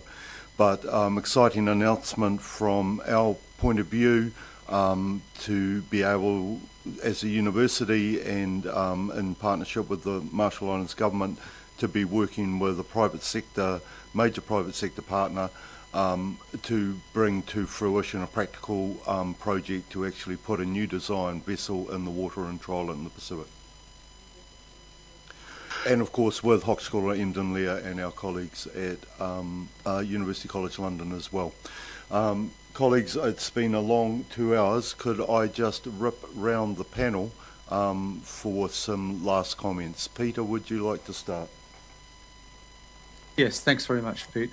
Just to follow up on Simon's last presentation from SWISE and to reinforce WFP's interest in that. I mean, we are obviously charterers, not ship owners. We are price takers. We're driven by donor requirements to be cost efficient, but also to be compliant with regulation. This is a very complex field. We're very interested in playing a key part in making it a fuel efficient, a low carbon shipping environment in the Pacific. How to do this? As Tristan has observed, there is a lot of uncertainty over the detail, but it's very heartening to hear such a breadth of presentations here with everybody's areas of concern. And I would emphasise, picking up on Simon's SDG references, that WFP in the Pacific is focused on 2 SDGs, number 2, zero hunger, and 17, to do with partnerships. And all of us online here and those of you around the room in Suva, we need to work together on all of this. I know this is a familiar line, but it couldn't be truer in terms of the complexity involved in solving this problem. Tristan, with the great science you've been able to provide to put it into context. Michael, your very practical presentation on how it's going to function from a shipping point of view, and as an old shipping guy, I really appreciated that. It was very, very clear. But where to go from here, and that was really the thrust of my question to Jimmy. The next steps, so important. Pete, I think the initiative you've taken in getting that concept note together around funding, GCF, how to move forward with all these very worthwhile initiatives will sort of partially address Tristan's query on how the funding is going to work to make all of this happen. But only conclude by saying that certainly personally and World Food Programme as a UN agency is very committed to this, and we will be working with all of you to facilitate as best we can in reaching this this conclusion of a lower carbon emissions in the Pacific. So thank you all for your time and contributions. Back to you, Pete. Many thanks, Peter, and the message of the need for all hands to the pump is well received and understood. And we do appreciate, we know you had to get up early for us this morning in Perth, Peter. That's greatly appreciated, and fair winds for your trip back to Fiji tonight. Michael Vass, you must be absolutely exhausted at the end of a long watch. Could I ask you for some closing comments?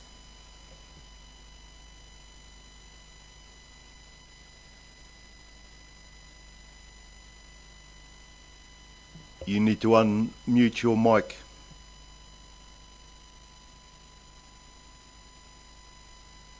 Now, here I am.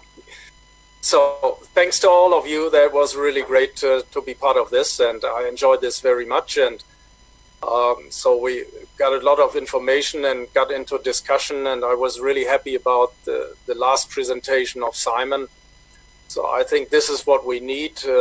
We need ideas, very realistic ideas, and should really try to make the first step and put them into reality. And I see the big opportunity and the big chance that we can do it.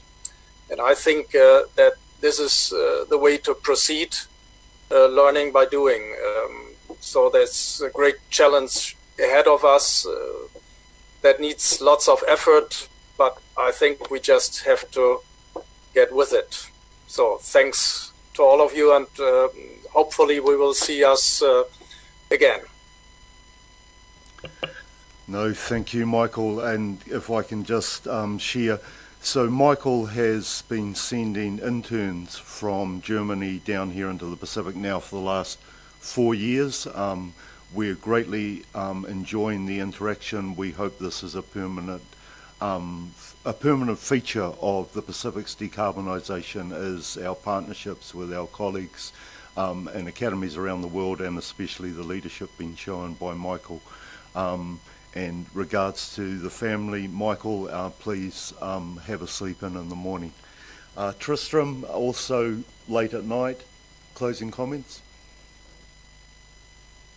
I want to try and close with an attempt to express my admiration for what you have appetite for and what you are considering.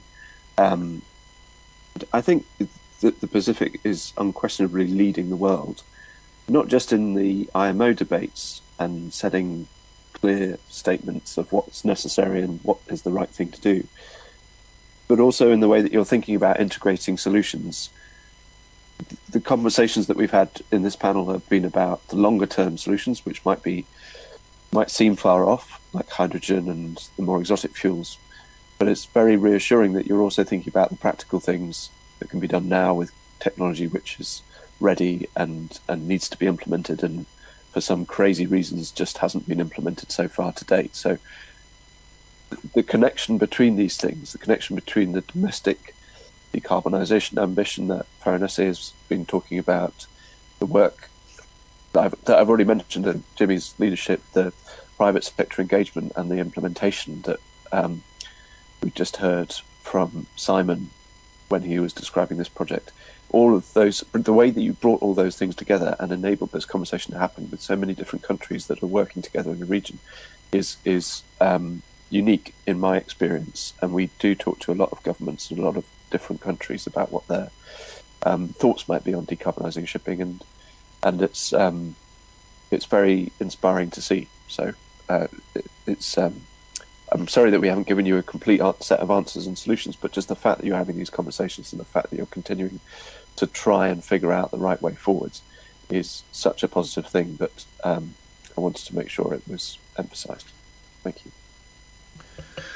Thank you, Tristram, and of course Tristram and his hardworking team at UCL have been the backbone of support for our Pacific Island delegations in the historic work that they've been doing in the last few years, and also practical support for the work that we're doing here in the Pacific. So again, underscores for us the importance of our international partnerships. I know that Jimmy's been working very closely with Tristram and Isabel and other UCL colleagues in London over the last couple of weeks, and so it's fitting, Jimmy, that we ask you for the final comments in this webinar.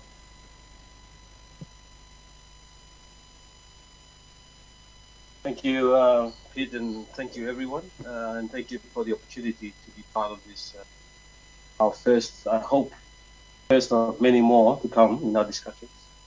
I think I just wanted to just say that, and to basically thank the team, especially from USB and also from UCL in London, for the great support that we have received since MEPC 70. I think that was the first one I went to when we started the work on the initial strategy. It's been a long, hard journey so far, but since we adopted the initial strategy, I would like to congratulate everyone around the table who've been part of that struggle. As many have said, it's just the start of a lot of work more to come at the IMO to actually get into looking at the real measures on what to achieve in the short, especially in the short term, because we need to decarbonize very quickly in order to achieve 1.5. And I think the message that we have been carrying at the IMO is that not to lose sight of the 1.5, because our livelihood is basically dependent on achieving that. Otherwise, there's no point sitting around and discussing a lot of these things that we're talking about today. But in saying that, I think for the Pacific, I think one of the most important things, and I think I mentioned that earlier, is in terms of our capacity to be able to actively and practically, participate in a lot of these high-level discussions and debates, especially at the IMO. And I think that's where I think the Pacific Island countries would really need the help.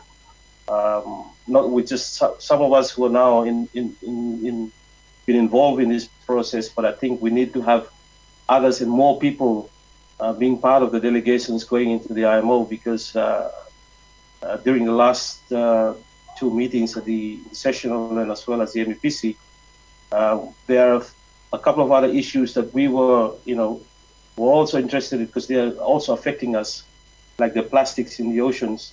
But there's just not enough people on our table to spread around and across the different discussion groups. So I think that's where I think we would need a lot of help, especially from our friends who've got the money from maybe European Union or others who are able to help us. But in saying that, we look forward to your support, Tristan and the team in London and as well as USP, to continue this fight. And we will continue to fight as long as the right support and capacity help is there for us. Thank you. No, thank you, Jimmy. Undoubtedly a large mountain to climb, but you know, as long as we have frontline soldiers like Jimmy in the IMO, we'll keep trying to deliver behind that. Colleagues, it's been a long morning, a highly productive morning, absolutely fascinating conversation, and I think the take-home is to be continued. So from Suva, I'd like to thank PIDF, our long-standing colleagues, in hosting this with the Micronesian Centre for Sustainable Transport. Next week, of course, the Transport Forum. We look forward to seeing you here for that, Jimmy, and we will organise another one of these webinars shortly. Thank you very much. Good morning to you all.